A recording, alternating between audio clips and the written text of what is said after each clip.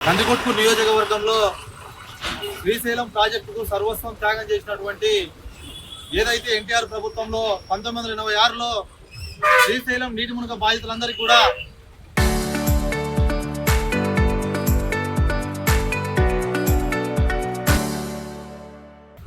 ఖచ్చితంగా ఉద్యోగాలు ఇచ్చి పరిహారం చెల్లిస్తామని ఆ రోజు ప్రభుత్వం కూడా జీవో జారీ చేయడం జరిగింది.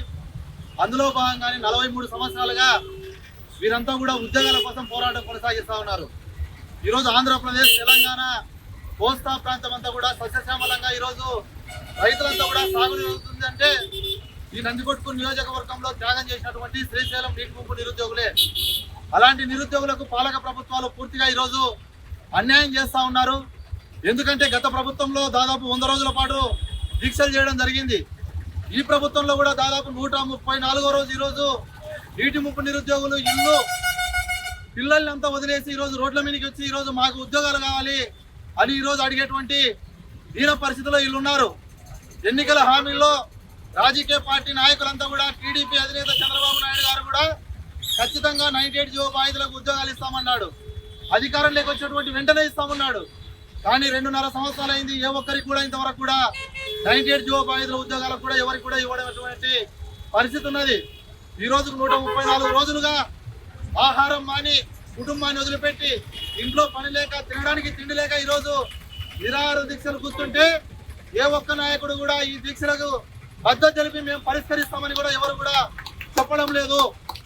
మేము ఒకటే చెప్తా ఉన్నాం, ఈరోజు 98 జీవో బాధితులంతా కూడా ఈ నియోజకవర్గంలో వందలాది మంది ఉన్నారు. మీరు వారికి ఇచ్చినటువంటి హామీని అమలు చేయండి అని మేము అడుగుతా ఉన్నాం. మేము 7 సంవత్సరాలు అయింది అక్రమ కేసులు పెట్టి మా మీద ఇప్పటికి కూడా రోజు కోర్టుకు తిరుగుతూ ఉన్నామంటే అది పాలకులు మా మీద పెట్టినటువంటి అక్రమ కేసే. ఒకసారి మీరంతా కూడా తెలుసుకోవాలా. ఖచ్చితంగా 98 జీవో బాధితులు ఉద్యోగాలు ఇచ్చేంత వరకు ఇప్పటికే దాదాపు 30 మంది నిరుద్యోగులు అనేక అనారోగ్యాలతో మరణించడం జరిగింది. చాలా మంది 60 సంవత్సరాలు పైబడి ఈరోజు దీక్షలో కూర్చుంటా ఉన్నారు. కాబట్టి వారి పక్షాన రాష్ట్ర ప్రభుత్వం తక్షణమే మొండి వైఖరి వీడాలా. మేమంతా కూడా చనిపోయినా, మమ్మల్ని జైల్లో పెట్టినా, అరెస్టు చేసినా, ఇంకా అక్రమ కేసులు బనాయించినా ఉద్యోగాలు సాధించేంత వరకు మేము ఖచ్చితంగా పోరాటాన్ని కొనసాగిస్తాం.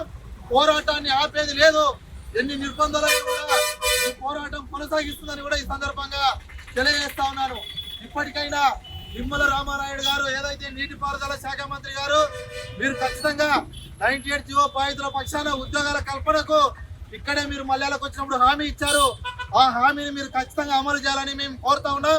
దేని పక్షంలో పెద్ద ఎత్తున ఈ ఉద్యమాన్ని మరింత ఉధృతానికి మేమంతా కూడా తీసుకుపోతాం. అవసరమైతే కుటుంబాలతో కలిసి, పిల్లలతో కలిసి అన్ని రాజకీయ పార్టీలు, ఈ రాష్ట్రంలో ఉన్నటువంటి రాజకీయ పార్టీలు అందరినీ కూడా కలిసి మద్దతు కోరి మేమంతా కూడా ఇక్కడ దీక్ష పరిష్కారం కాకుంటే విజయవాడలో దీక్ష చేయడానికి కూడా మేమంతా కూడా సిద్ధపడతాం. మా ఉద్యమాన్ని మీరు అలుసుగా తీసుకోవద్దు, దయచేసి మాకు ఉద్యోగాలు కల్పించాలని కూడా మేము డిమాండ్ చేస్తా ఉన్నాం.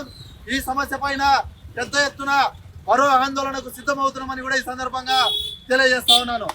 ఎం రమేష్ బాబు, సిపిఐ జిల్లా కార్యవర్గ సభ్యులు, ఏఐటీసీ రాష్ట్ర కార్యదర్శి. శ్రీశైలం ముంపు బాధితులకు ఉద్యోగాలు వెంటనే కల్పించాలి. శ్రీశైలం ముంపు బాధితులకు ఉద్యోగాలు వెంటనే కల్పించాలి. శ్రీశైలం ముంపు బాధితులకు ఉద్యోగాలు వెంటనే కల్పించాలి. శ్రీశైలం ముంపు బాధితులకు ఉద్యోగాలు వెంటనే కల్పించాలి. శ్రీశైలం ముంపు బాధితులకు ఉద్యోగాలు వెంటనే కల్పించాలి. అక్రమ కేసుల్ని ఎత్తివేయాలి. అక్రమ కేసుల్ని ఎత్తివేయాలి. అక్రమ కేసుల్ని ఎత్తివేయాలి. అక్రమ కేసుల్ని ఎత్తివేయాలి. అక్రమ కేసుల్ని ఎత్తివేయాలి. అక్రమ కేసుల్ని ఎత్తివేయాలి.